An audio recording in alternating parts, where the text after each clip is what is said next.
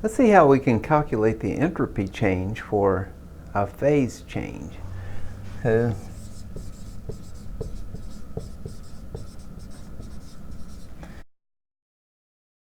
from our definition of entropy, the entropy is equal to Q reversible, the heat, divided by the temperature. But at constant pressure, we can write Q reversible as the enthalpy change for the process. So the heat at constant pressure is delta H. And if we stipulate 1 atmosphere pressure, this is standard condition, standard state.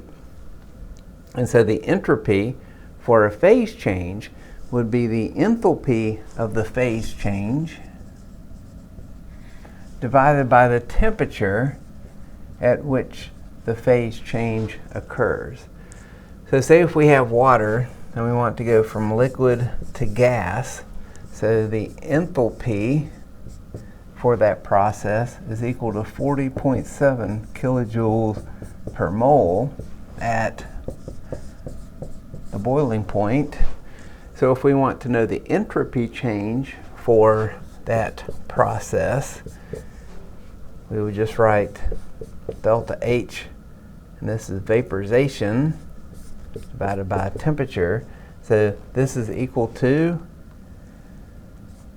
40.7 kilojoules per mole divided by the temperature, and this is 373 Kelvin. So the temperature has to be in Kelvin. So this would give us 109 joules per Kelvin. So this would be the entropy change for the vaporization of water. Now let's look at the entropy change for a chemical reaction. So if we want to know the entropy change for a chemical reaction, say we have natural gas and oxygen producing carbon dioxide and water. Let's see, we have 2, 3, 4. That would be our balanced equation. So if we want to know the entropy change for this particular reaction, we would just need to know the entropy of the products and the entropy of the reactants, because remember, delta is the change, final minus initial. So we have the entropy of the final, which is the products, minus the entropy of the initial, which are the reactants. So we just look up the entropy of carbon dioxide and the entropy of water. But we have 2 waters, so we have 2 moles of water times the entropy of water, and minus the entropy of methane and oxygen.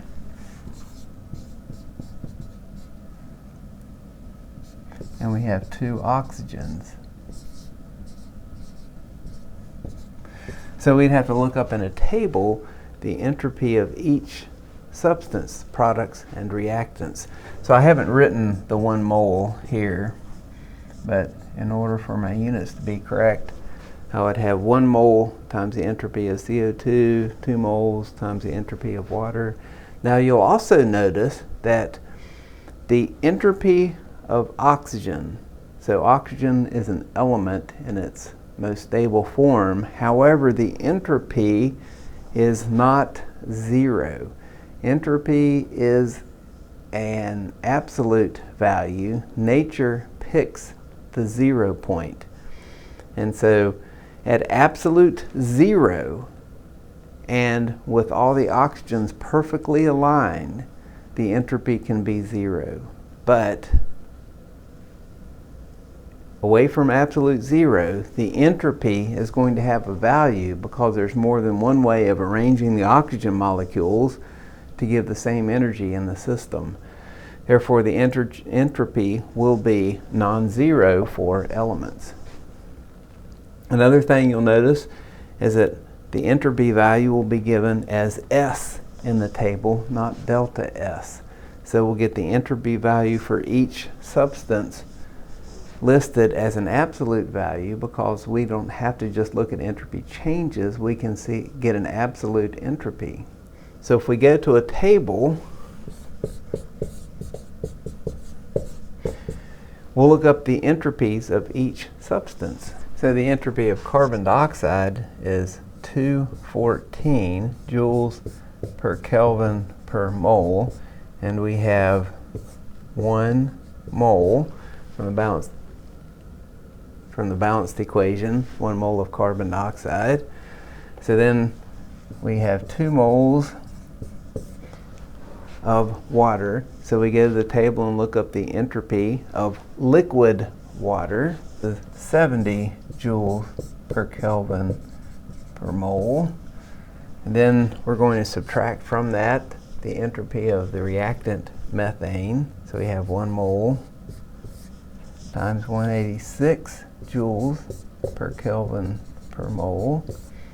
And then we're going to subtract the entropy of oxygen. We have 2 moles of oxygen.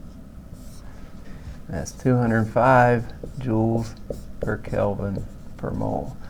So this is the way we can calculate delta S for reaction. And if we plug numbers into our calculator, so we get negative 242 joules per Kelvin. So you can see the moles has canceled in each term. So this is the entropy change for this particular chemical reaction. Now you can see that it's negative. So this is becoming more ordered. And the reason is because water is in the liquid phase. So we've gone from all gas reactants to 2 liquid molecules and 1 gas molecule. So liquid is more ordered than gas. So that's why the entropy is negative for this particular reaction. Now, the entropy is negative, so that means that for this system, it's non-spontaneous. But this reaction will occur spontaneously because, if you start burning natural gas, it spontaneously burns once it starts, once you ignite it. So the heat dumped into the surroundings by this combustion reaction increases the entropy of the surroundings more than the decrease of the entropy of this reaction, so that the overall process is spontaneous. So delta S of the universe is positive.